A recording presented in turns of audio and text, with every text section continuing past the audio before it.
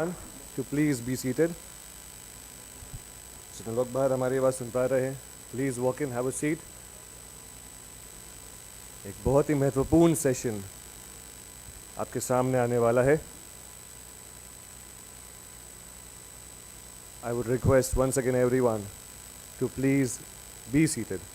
कुछ जगह यहाँ पर है, स्टेज के दाएं तरफ भी जगह खाली है, कृपया बैठ जाएं.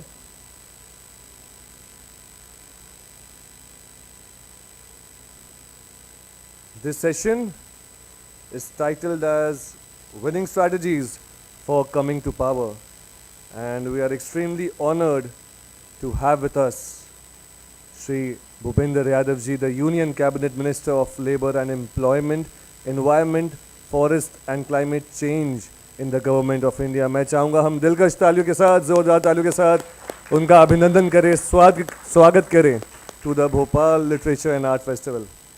His Excellency Bhupinder Yadav ji is an environmentalist, a politician, a renowned politician rather, and an author, currently serving as the Union Minister for Environment, Forest and Climate Change and Labour. A practicing Supreme Court lawyer, he was appointed as the BJP's National Secretary in 2010 and took charge as National General Secretary in 2014. Previously, the chairman member of 25 parliamentary committees. He is also the co-author of the book Supreme Court on Forest Conservation and regularly expresses his views on issues of importance in newspapers and on our websites. Sir, it's an honor for us to have you here. एक और बार तालियों के साथ उनका स्वागत होना चाहिए. As the discussant for this significant session, interesting session, we are delighted to have Dr. Sandeep Shastri ji with us, who is a political scientist and also the Vice Chancellor of Jagran Lake City University. He is also the author of a book on Lal Bahadur Shastri. Dr. Sandeep ji specializes in the study and analysis of Indian politics with a special focus on elections. He is also a consultant to the United Nations, World Bank and Forum of Federations. Dr. Shastri has delivered lectures in over 50 countries and is certainly here to moderate this session so that all the youngsters here and everyone present here can get inspired. मैं चाहूँगा कि हम इन दोनों महानुभावों का स्वागत जोरदार तालियों से करें इस मंच पे. I would like to request Honorable Cabinet Minister Bhupinder Yadav ji and Dr. Shastri ji, Dr. Sandeep Shastri ji to please come forward. और मैं चाहूँगा तालियों की गड़गड़ाहट होती रहनी चाहिए. And I would request them to ignite the power of thought and to ignite the richness of literature on this very topic, winning strategies for coming to power.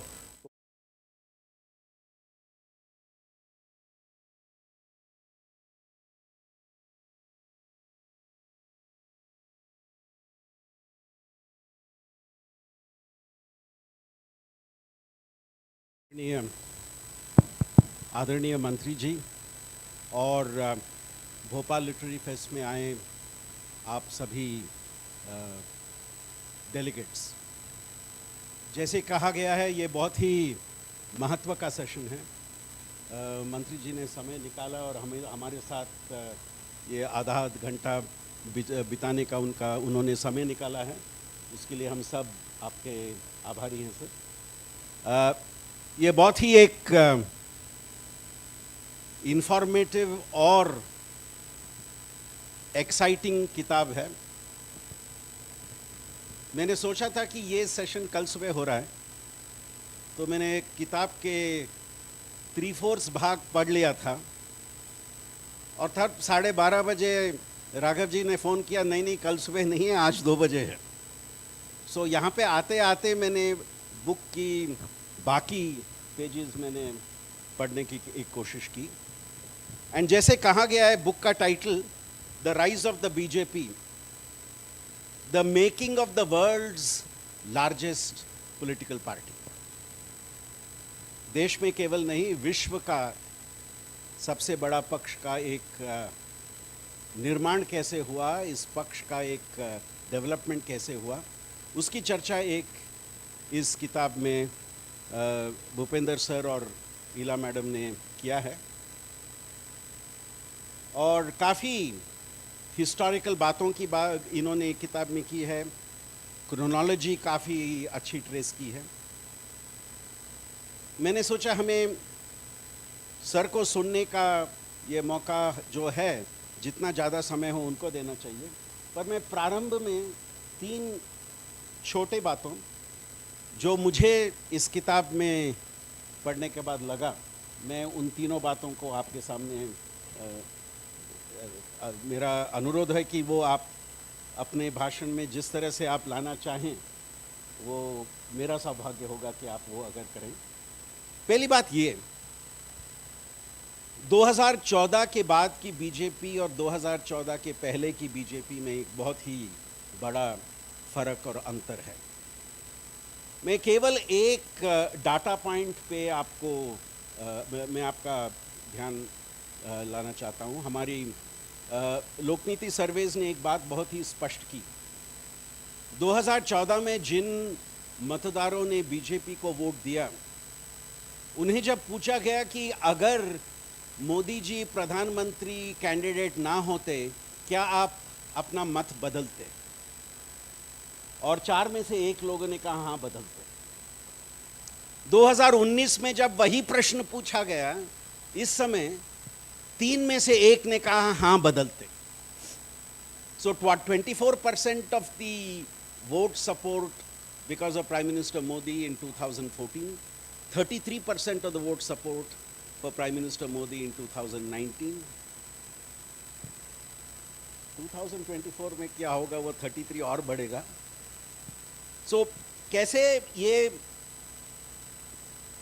आपके नेता के शोल्डर्स पे राइज होने वाला एक पार्टी, वो एक point है सर। दूसरी बात, जब हाल के गुजरात और हिमाचल के चुनाव हुए और प्रधानमंत्री ने पार्टी वर्कर्स को एड्रेस किया, उन्होंने एक बात से शुरू की कि हिमाचल में हम सिर्फ केवल 1% से हारे, 1% वोट से हमारा कम रहा। बट थोड़ा उसमें डिटेल में जाएं तो गरीब और अमीर में आप देखें तो हिमाचल में 14% पॉइंट का फर्क था। गरीबों का और अमीरों का सपोर्ट आप बीजेपी को देखें, कांग्रेस और बीजेपी में 14% का अंतर गरीबों में था। मैं क्यों ये प्रश्न उठा रहा हूं, आप पुस्तक में भी ये लिखते हैं कि 2004 में इंडिया शाइनिंग प्रॉब्लम कैंपेन का प्रॉब्लम था। मेरे दोस्त ये कहते हैं, sir India was shining but Bharat was not shining. जिन लोगों के लिए ये देश भारत है और जिन लोगों के लिए ये देश इंडिया नहीं है, उनके लिए शाइनिंग नहीं था। सो क्या हिमाचल में क्या उसी तरह का चित्र एक आया था इस बार? और तीसरी और अंतिम बात, 1996 में एक बात कही गई और आपके पुस्तक में भी इसकी चर्चा है। The breadth of coalition politics underlines the mainstreaming of the BJP. The breadth of coalition politics, Vajpayee ji का सरकार, the breadth of coalition politics underlines the mainstreaming of the BJP. अभी क्या उल्टा हो गया? The breadth of BJP politics, and rightly so, pushes the coalition partners on the back burner. Rightly so. I'm not saying it's wrong.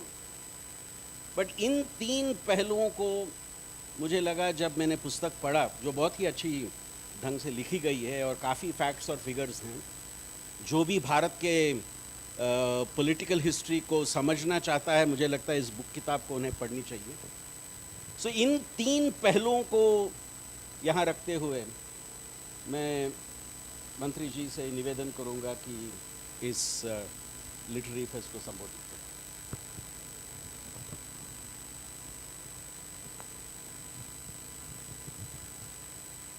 आपको बहुत बहुत धन्यवाद, और दूसरा धन्यवाद भोपाल लिटरेचर फेस्टिवल के आयोजकों को कि उन्होंने मुझे यहाँ पे आमंत्रित किया और अपनी बात रखने का अवसर दिया।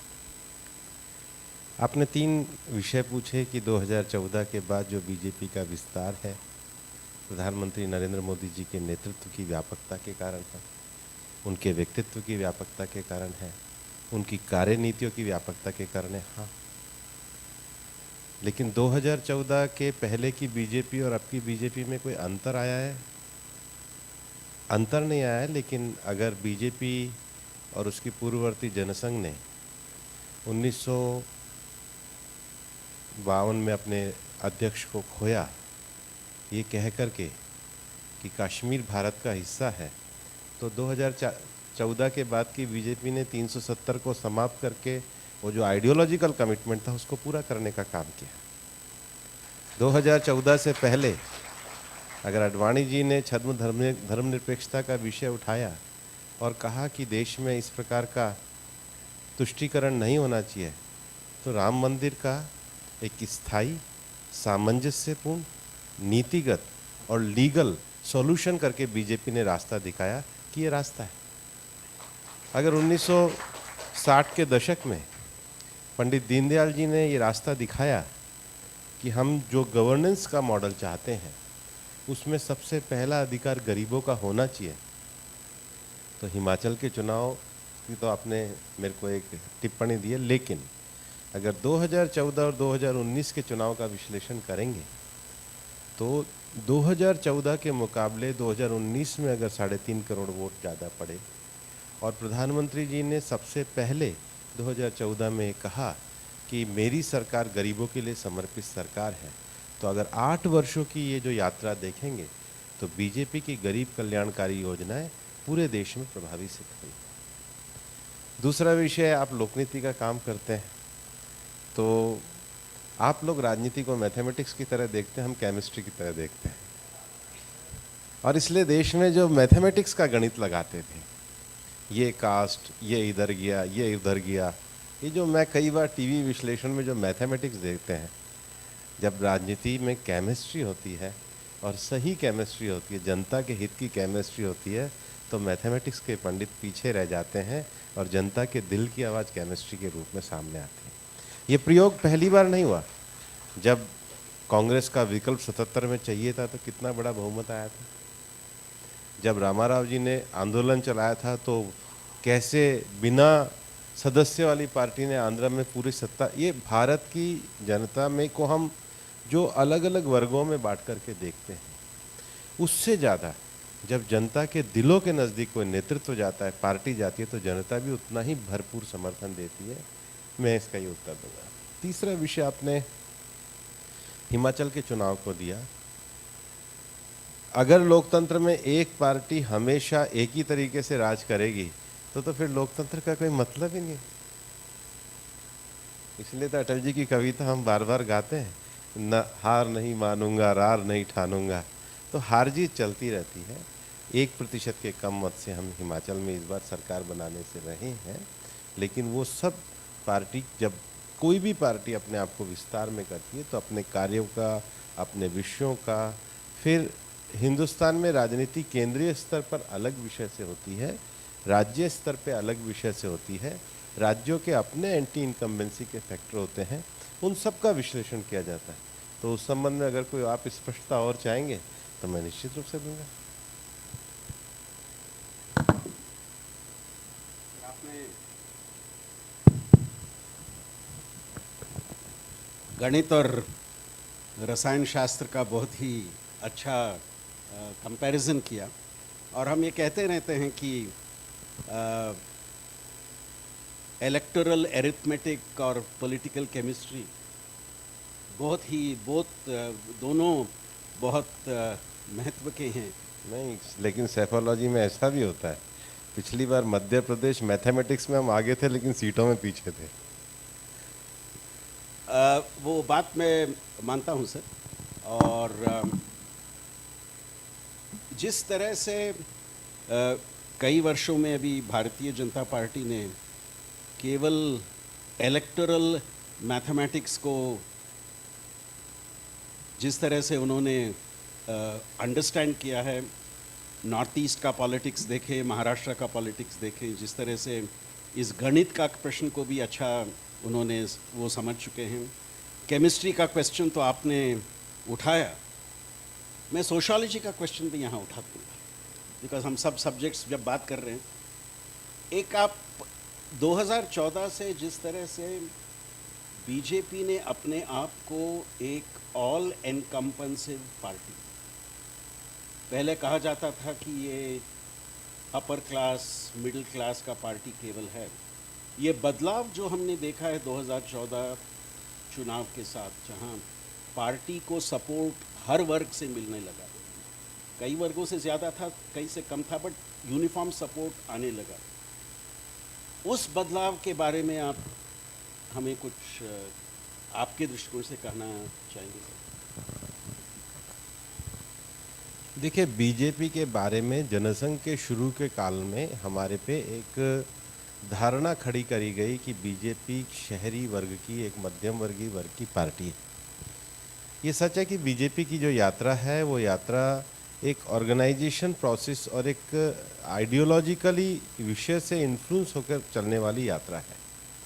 तो उसके ऑर्गेनाइजेशनल स्ट्रक्चर में इस प्रकार का एक भाव रहा है, जिसमें क्योंकि 50 और 70 के दशक की कांग्रेस ने कुल मिलाकर के गांधी जी की इच्छा के विरुद्ध आज़ादी का जो एक स्वाभाविक क्रेडिट मिलना था उसके आधार पर अपने शासन को चलाया, और उस समय के जो प्रचार माध्यम थे वो भी सीमित थे। रेडियो टेलीविज़न तो था ही नहीं 70 के दशक तक, रेडियो की अपनी सीमाएं थी क्योंकि वो सरकारी नियंत्रण में था, और सुदूर गांव में जाने के लिए जो यातायात व्यवस्था थी वो नहीं थी। और इसलिए इवन मध्य प्रदेश में भी अगर आप देखेंगे तो ठाकरे जी जैसे जो बड़े नेता थे जिन्होंने ऑर्गेनाइजेशन के काम को खड़ा किया, लंबे समय तक उन्होंने ट्रेन और बसों में यात्रा करी। तो उस समय जो पार्टी का एक्सपेंशन होना था तो उसका चित्र इस प्रकार से दिया गया। लेकिन अगर आप 52 में देखेंगे, जो 3 सीटें बीजेपी जीत के आई तो सुदूर ग्रामीण क्षेत्रों की थी। उत्तर प्रदेश में जो पहली सीटें हमारी आई ग्रामीण क्षेत्रों की थी, और मुझे लगता है कि बीजेपी मध्य प्रदेश में विदिशा जैसे ग्रामीण क्षेत्र से पहले जीत करके आई थी। राजस्थान में जो 52-57 के चुनाव में चित्तौड़ नीमच की एक सीट होती थी उस समय निकल करके आए थे। लेकिन हाँ, एक छवि और जो परसेप्शन था, उस छवि और परसेप्शन में उस समय के नेतृत्व के सामने 3 चुनौतियां थी। पहला, आइडियोलॉजिकल स्टैंड वाले लोग बिना किसी एक्सपेक्टेशन के काम करते रहे, एस्पिरेशन भी जिंदा रहे और बिना एक्सपेक्टेशन के काम करते रहे। और मैं मानता हूँ उस पीढ़ी के जनसंघ के लोगों ने लगातार ये त्याग किया, इसलिए आइडियोलॉजिकल कमिटमेंट खड़ा रहा। और इसीलिए कोई पार्टी ये कह सकती है कि अगर 1950 में हमारा कमिटमेंट एक विधान एक निशान का था तो उसको हमने सत्ता में आने के बाद पूरा किया। हम कांग्रेस नहीं है जो चले थे 50 में तो कहकर चले थे कि हम सोशलिस्ट हैं, और फिर हम आते आते आज ना वो सोशलिस्ट है ना वो कैपिटलिस्ट है। हम पहले भी कह के चले थे हम नेशनलिस्ट हैं, और हम अब भी कह करके चल रहे हैं हम नेशनलिस्ट हैं। हम कहीं कॉम्प्रोमाइज़, कहीं आइडियोलॉजिकल कन्फ्यूज़न में नहीं है हम लोग। हम पहले भी कह करके चले हैं कि इस देश में वर्ग संघर्ष की थ्योरी गलत है, और इसलिए हम तब भी कहते थे कि कम्युनिज्म इस देश के लिए खतरा, और हम आज भी कहते हैं कि कम्युनिज्म इस देश के लिए खतरा है, क्योंकि ये देश अपने मूल सांस्कृतिक प्रवाह से निकला हुआ देश है। हम संघर्ष में विश्वास नहीं रखते, हम विमर्श की राजनीति में विश्वास रखते हैं, और इसलिए हम कहते हैं गांव और शहर साथ बढ़ सकते हैं। हम कह सकते हैं मजदूर का भला और उद्योग दोनों साथ रह सकते हैं। हम कह सकते हैं पर्यावरण और विकास ये साथ चलने वाली दृष्टि है। तो हमारी दृष्टि में कोई वर्ग संघर्ष नहीं है, हम विमर्श के साथ समाज में सबको साथ लेकर के चलते हैं। तो आइडियोलॉजिकल इशू पे, कमिटमेंट के इशू पे, विस्तार के इशू पे हमारी छवि जो थी उससे हम हमेशा अलग थे, और इसलिए सच आने में देरी लगती है, लेकिन एक दिन सच का सूरज तो उदय होता ही है, जो अब 70 साल बाद अब हुआ है। सो आखिर के 2 पॉइंट सर, आपने भी ये बहुत ही अच्छी बात कही कि जैसे कि कमिटमेंट बिगिनिंग से रहा है। मैं युवकों को इस बात पे ध्यान दिलाना चाहता हूँ और आप इसके लिए बेस्ट रहेंगे। 1967 में जब लोहिया जी ने गैर कांग्रेसवाद का नारा उठाया, और उस समय उपाध्याय जी और लोहिया जी साथ मिलके उन्होंने कहा कि हमें साथ काम करना चाहिए ताकि इस गैर कांग्रेसवाद को हम जारी में लाएं। बट उसके पहले लोहिया जी का फरुखाबाद के बाई इलेक्शन में इनडायरेक्ट सपोर्ट जनसंघ का था उसमें, और उसका चर्चा आपके किताब में भी है। सो ये अलायंस फॉर्मेशन उस समय में कांग्रेस को डिफीट करने, जनसंघ, और मैं अलायंस नहीं कहूँगा, ये जनसंघ और लोहिया जैसे शक्तियों के साथ मिलके कांग्रेस का विरोध करना। और इस बात को आडवाणी जी ने भी 1977 में कहा कि हम जनता पार्टी में इसलिए जा रहे हैं बिकॉज ये डेमोक्रेसी का प्लैंक है। सो इन कॉम्प्रोमाइज़ करे बिना पॉलिटिकल सिचुएशन को देखते हुए यहाँ पे वहाँ पे थोड़ा मैं कॉम्प्रोमाइज़ नहीं कहूँगा, but adjusting to help the party move forward. But क्या सर आपको लगता है 77-80 एक्सपेरिमेंट में जनसंघ को जो एक प्रामुख्यता मिलनी चाहिए थी नहीं मिली? केवल 2 मंत्री थे कैबिनेट में उस समय, वो क्या 3 मंत्री थे, क्या वो जो जनसंघ को इम्पोर्टेंस जनता पार्टी में देना चाहिए था वो थोड़ा कम था? इस बात पे आडवाणी जी और वाजपेयी जी दोनों ने इसके बारे में भी लिखा है, बट मैं आज के नेताओं से इसके बारे में पूछना चाहता हूँ। नहीं, पहला आपने विषय बढ़िया किया, लोहिया जी का है। और 67 में जब लोहिया जी के साथ जनसंघ आए तो देश में संवित सरकार का पहला प्रयोग हुआ। और संवित सरकार में मध्य प्रदेश में भी सरकार बनी, उत्तर प्रदेश में भी सरकार बनी, राजस्थान में भी नया प्रयोग हुआ। तो वो संवित सरकार का समय था। लेकिन हम कांग्रेस को क्यों हटाना चाहते थे? और फिर मैं कहना चाहता हूँ कि जिन विषयों और कमिटमेंट को लेकर के हम आगे बढ़े थे, हमने कैसे पूरा किया।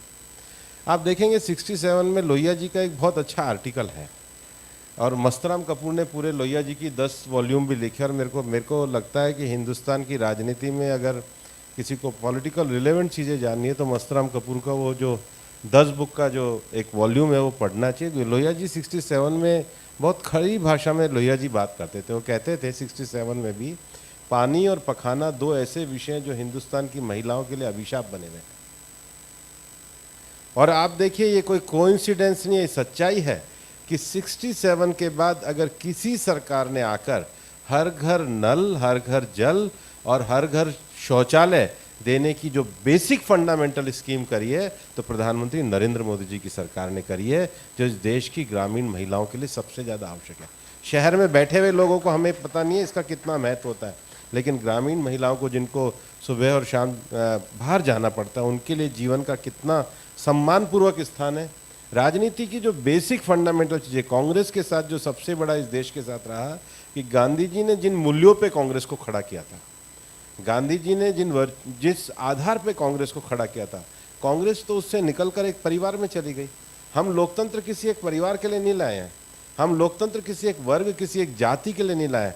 हम लोकतंत्र इस देश के 125 करोड़ सामान्य लोगों की अभिव्यक्ति को पूरा करने के लिए लाए, उनके रिप्रेजेंटेशन के लिए लाए। और भारतीय जनता पार्टी ने 8 साल की सत्ता में आने के बाद भी एक व्यक्ति, एक परिवार, चुनाव आधारित पार्टी, सामान्य आधारित पार्टी, सादगी आधारित पार्टी, लगातार काम करने वाली पार्टी की मान्यताओं के रूप में अपने आप को स्थापित किया। और इसलिए ये मैं जो कहता हूं कि बीजेपी ने अपने आइडियोलॉजिकल कमिटमेंट, अपनी कार्यपद्धति, अपनी ट्रांसपेरेंसी, अपनी पार्टी में पार्टिसिपेशन, जनरल पब्लिक का पार्टिसिपेशन, और उसके जो एक जनरल व्यक्ति, जो सामान्य व्यक्ति है, उसके एस्पिरेशन को पूरा करने का मार्ग आगे दिखाया। सर ने एक बहुत ही अच्छी बात उठाई। लोहिया जी के बात करते करते उन्होंने वो पुस्तकों के बारे में बात की। मैं एक ही उस बात पे टिप्पणी देना चाहता हूँ। 10 साल 1967 में जो उन्होंने कहा, 10 साल के बाद वो ठीक निकला। लोहिया जी ने कहा था कि 4 चीज़ों के बीच में आपको फ़र्क करना चाहिए। देश अलग है, सरकार अलग है। देश में सरकार है, सरकार देश नहीं है। दूसरी बात, सरकार अलग है, पक्ष अलग है। पक्ष सरकार नहीं है, सरकार पक्ष नहीं है। और तीसरी बात, पक्ष अलग है, पक्ष का नायक अलग है। और लोहिया जी ने कहा, जब ये 4 फर्क हम नहीं करेंगे, देश, सरकार, पक्ष और नेता, फिर हमारे प्रजाप्रभुत्व में एक समस्या आएगी। और 1977 में जब कांग्रेस के अध्यक्ष ने कहा Indira is India and India is Indira, ये ना 4 चीज़ों के बीच में जो फ़र्क होना चाहिए था नहीं हुआ था, और उसका परिणाम 10 साल बाद हम देख रहे थे। सर बहुत ही धन्यवाद।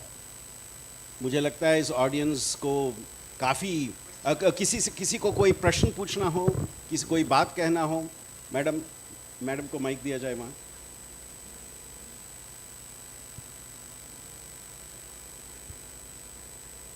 जल्दी से वहाँ माइक कोई दे, मेरा माइक ले लीजिए।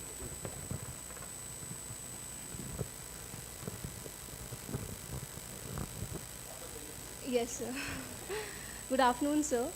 सर मेरा क्वेश्चन आपसे ये है, आपने कहा कि बीजेपी एक नेशनलिस्ट पार्टी है, तो सर मेरा क्वेश्चन ये है कि आपके नज़रिए में नेशनलिज्म का आखिर डेफिनेशन क्या है? क्योंकि अगर हम बात करें हर घर तिरंगा, तो मेरे लिए अपनी छत पे तिरंगा लगाना इज़ नॉट नेशनलिज्म, क्योंकि मैं जानती हूँ कि वो तिरंगा पॉलिस्टर से बना हुआ है जो कि it is very harmful to the environment. So if my nationalism is at expense of environment, so that is not right.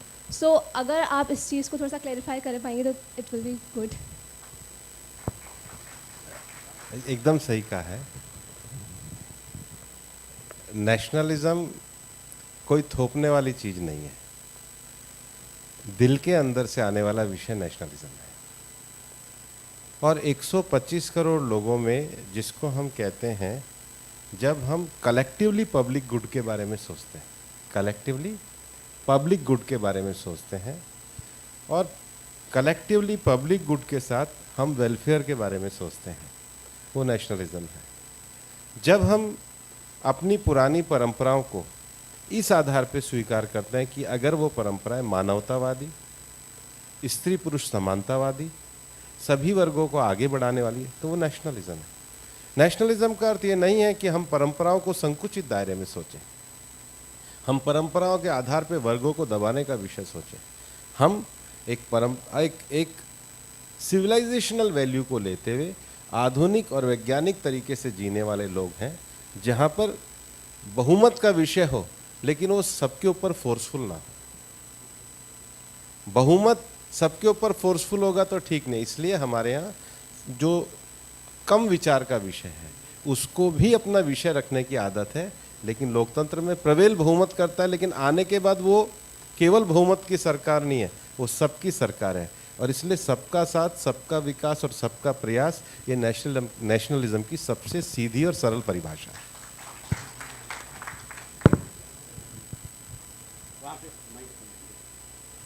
शायद ये आखिरी प्रश्न होगा क्योंकि समय थोड़ा कम होगा।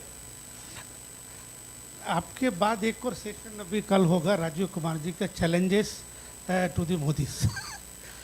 तो जो चैलेंजेस हैं मोदी गवर्नमेंट के लिए आगे से, तो आप अपने उस मत में कौन कौन से चैलेंजेस समझते हैं कि जो कि अभी आपके सामने हैं? मुझे लगता है कि झूठ और अफवाह से बड़ा कोई चैलेंज नहीं होता है। तो जो हमारे खिलाफ झूठ और अफवाह फैलाते हैं, वो मुझे लगता है देश के सामने चैलेंज है। देश में पॉलिसी के लेवल पर काम करना, गरीबों के हित में काम करना, सबके लिए काम करना, ये सबसे बड़ा विषय है। लेकिन हाँ, आज के दुनिया का जो सबसे बड़ा विषय है वो जलवायु परिवर्तन का है। भारत उसमें एक बड़ी भूमिका निभा रहा है, और अपने 125 करोड़ लोगों के जो सम्मानपूर्वक जीवन की यात्रा मोदी जी के नेतृत्व में कर रहे हैं, उसको हम उस लक्ष्य को पूरा करें, मुझे लगता है सबसे बड़ा चैलेंज। बहुत बहुत धन्यवाद आदरणीय मंत्री जी। अब मैं चाहूँगा कि हम एक बहुत ही अद्भुत और ख़ास पुरस्कार की तरफ बढ़े। इस पुरस्कार का नाम है ज्ञान प्रसारक पुरस्कार 2023, और ये भोपाल लिटरेचर फेस्टिवल ने और साथ ही साथ मंजुल पब्लिकेशंस ने उन लोगों को देना शुरू किया है जिन्होंने पुस्तकों की सेवा करी है।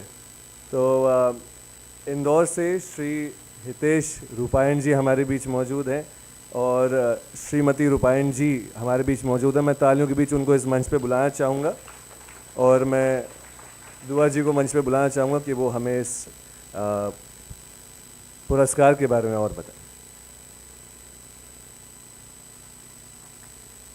और आप सबकी अनुमति से मैं थोड़ा इनका साइटेशन भी पढ़ दूँ।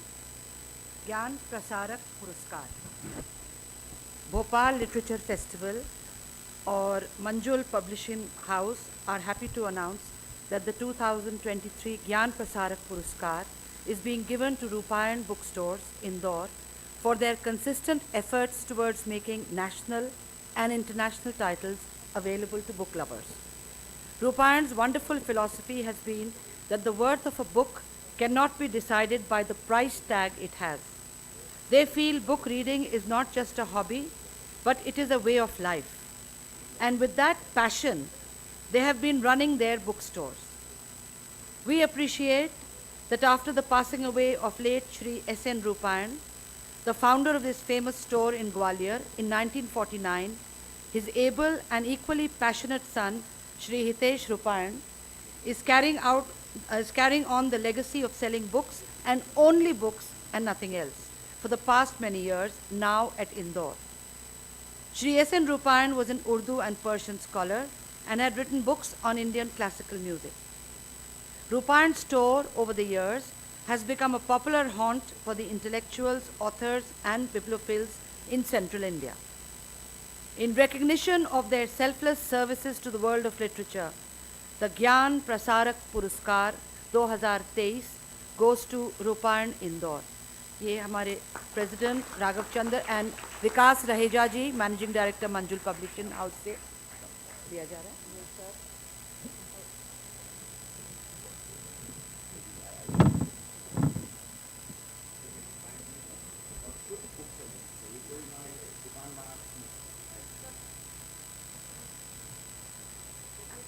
जी हाँ, award for the ones who have dedicated their life to books.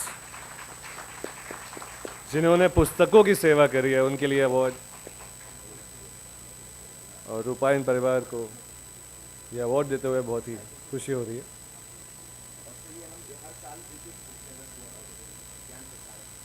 जी हाँ, और ये पहला पुरस्कार है और अब हर साल ऐसा ही पुरस्कार दिया जाएगा उनको जो बुक्स की सेवा करते हैं।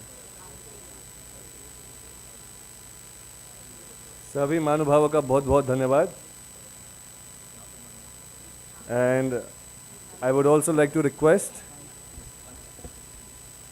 Meenakshi Dua ji, the member of Society for Culture and Environment, and Raghav Chandra ji to please come forward and felicitate our author and discussant, Honorable Bhupender Yadav ji and Dr. Shastri ji, with a memento as a symbol of token of love and respect. जोरदार तालियों से अभिनंदन करिए please. This picture is of a highly endangered bird called Lesser Florican. It was captured by Padma Shri Bhalu Monde ji, जिनका exhibition भी साथ में चल रहा है, आप ज़रूर देखिएगा. And there it is. It is also the mascot of the Bhopal Literature and Art Festival 2023. The picture of Lesser Florican. Thank you so much, gentlemen. एक बार जोरदार तालियां हो जाएं for respected Bhupender Yadav ji, the Union Cabinet Minister of Labour and Employment, Environment, Forest and Climate Change, Government of India, and Dr. Sandeep Shastri ji, Vice Chancellor of Jagran Lake City University. जोरदार तालियों से उनका धन्यवाद हम करते हैं.